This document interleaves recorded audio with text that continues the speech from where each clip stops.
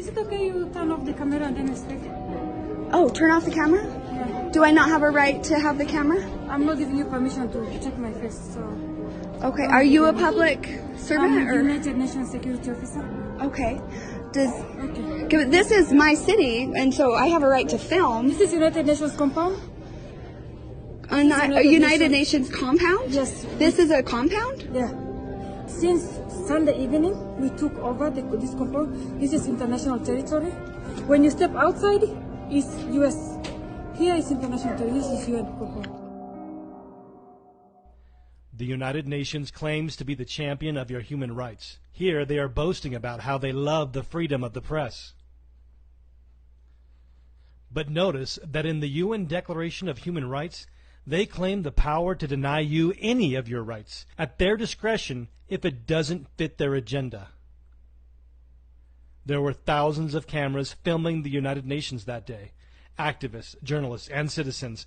But as soon as their security saw that one activist was speaking against the UN's agenda, she was targeted, just like the UN's Declaration on Human Rights says that they have a loophole for. Let's recap what you just saw.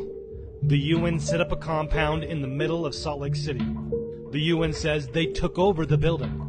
The UN stated that the taxpayer-funded Salt Lake Palace was now international territory where U.S. rights don't apply.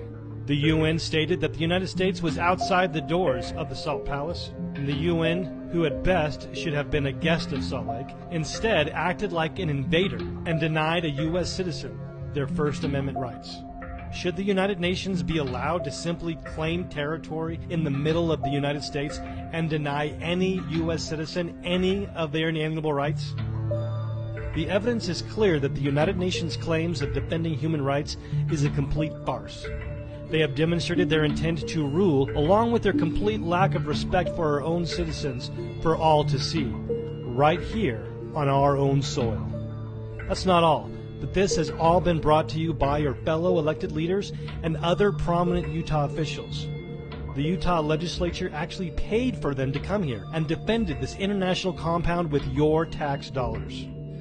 The mayor of Salt Lake City welcomed them with open arms, and the executives of Utah Valley University invited them here shortly after they officially signed up to promote the UN's agenda through the university.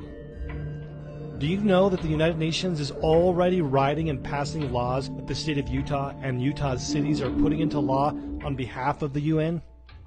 If you're upset that the Utah legislature and the city of Salt Lake invited this organization to come and trample on your rights, please go right now to UnitedNationsUtah.com and sign the petition, and then share this video on all of your social media.